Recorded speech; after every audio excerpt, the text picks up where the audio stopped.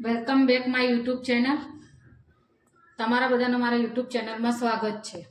આજે બનાવીશું આપણે રાજમા। આ મેં રાજમા 100 ગ્રામ લીધેલા છે। રાત્રે પલાળી દીધા હતા, સવારે અત્યારે મેં બાફી નાખ્યા છે। એની અંદર વપરાતી સામગ્રી: 1 નંગ ડુંગળી, એને મેં ચોપરમાં ચોપ કરી લીધી છે, અને 2 મીડિયમ સાઇઝના ટામેટા લીધેલા છે। ટામેટાને મેં ક્રશ કરી નાખ્યા છે। એની અંદર આદુ, મરચાં, લસણ એ સાથે ક્રશ કરી નાખ્યું છે। પછી એમાં વપરાતા મસાલા આપણે જોઈશું: હળદર, મરચું, ધાણા જીરું, મીઠું, કસ્તુરી મેથી, અડધી ચમચી કિચન કિંગ ને અડધી ચમચી ગરમ મસાલો, અને 3 મોટા ચમચા તેલ। હવે આપણે એને બનાવવાની ચાલુ કરશું। આ કઢાઈ મેં ગેસ ઉપર મૂકી દીધી છે, એ ગરમ થઈ ગઈ છે। એની અંદર આપણે હવે તેલ મૂકી દઈશું।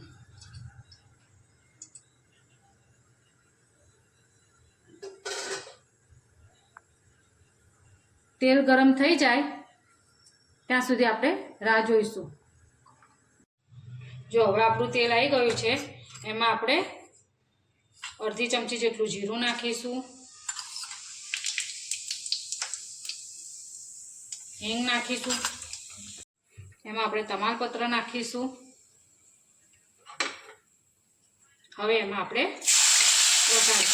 ડુંગળી,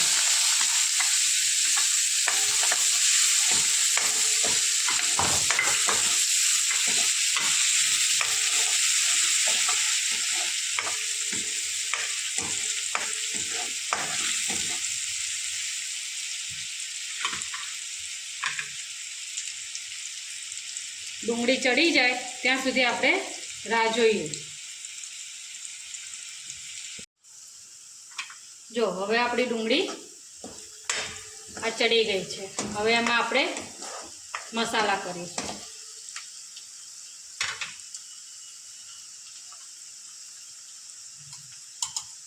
અડધી ચમચી હળદર,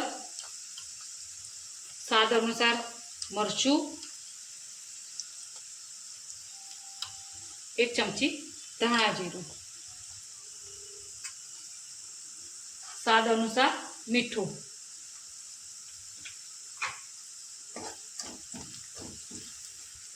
હવે આપણે એને બરાબર મસાલાને ચડવા દઈશું ડુંગળીમાં।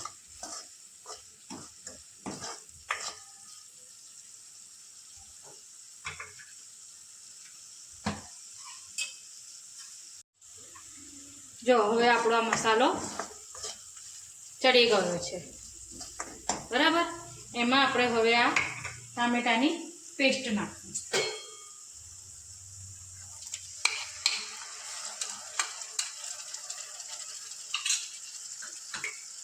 હવે આપણે એને હલાવીશું।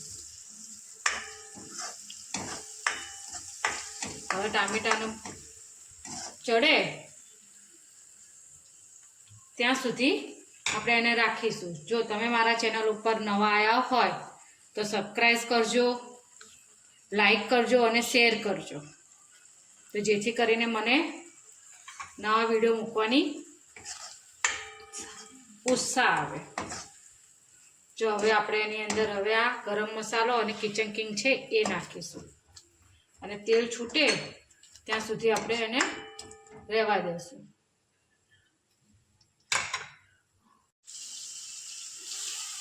જો હવે આપણો મસાલો ચડી ગયો છે,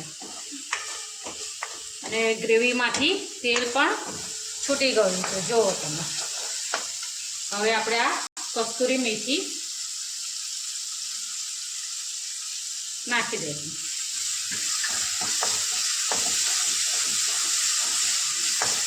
અને ગેસ ફાસ્ટ રાખીશું। સ્મેલ બહુ જ મસ્ત આવે છે।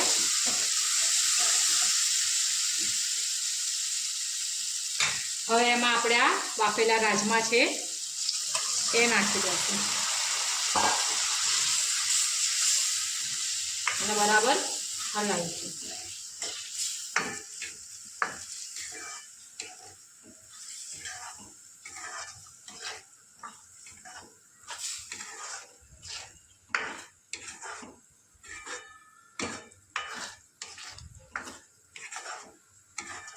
હવે આપણે એને જરૂર મુજબ ઉપરથી પાણી નાખીશું.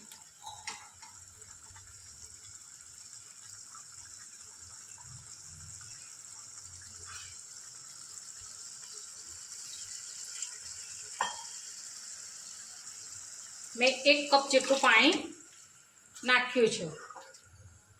તમારે જાડા ખાવા હોય તો એ પ્રમાણમાં પાણી ઓછું નાખજો. ગ્રેવી જોઈએ એ પ્રમાણમાં પાણી ઉમેરજો. બસ હવે આપણે એને થોડી વાર ગેસ ઉપર ખદખદવા દેશું. ગેસ થોડો ધીમો કરી દેશું જેથી કરીને આપણા રાજમામાં મસાલો બરાબર ચડી જાય. જો આપણા રાજમા બનીને રેડી થઈ ગયા છે. ઉપર આપણે જો તેલ આવી ગયેલું છે બરાબર. હવે આ રાજમા થઈ ગયા છે. હવે આપણે આ ગેસ બંધ કરી દેશું. હવે આપણે ઉપરથી કોથમીરનું ગાર્નિશિંગ કરીશું.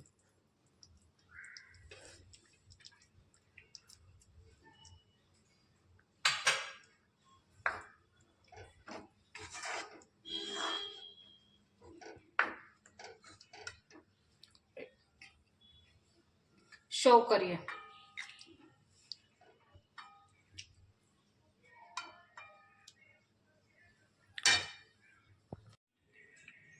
જો આપણા હવે આ રાજમા રેડી છે અને ભાત પણ રેડી છે. એ મેં સર્વ કરી દીધા છે અને સાથે પાપડ છે, મરચાં છે, ડુંગળી છે. તમે એને પરોઠા જોડે સર્વ કરી શકો છો. આ તમને કેવું લાગ્યું એ એક મને કમેન્ટ કરીને જણાવજો. શેર કરજો, લાઈક કરજો અને સબસ્ક્રાઈબ કરજો. બાય.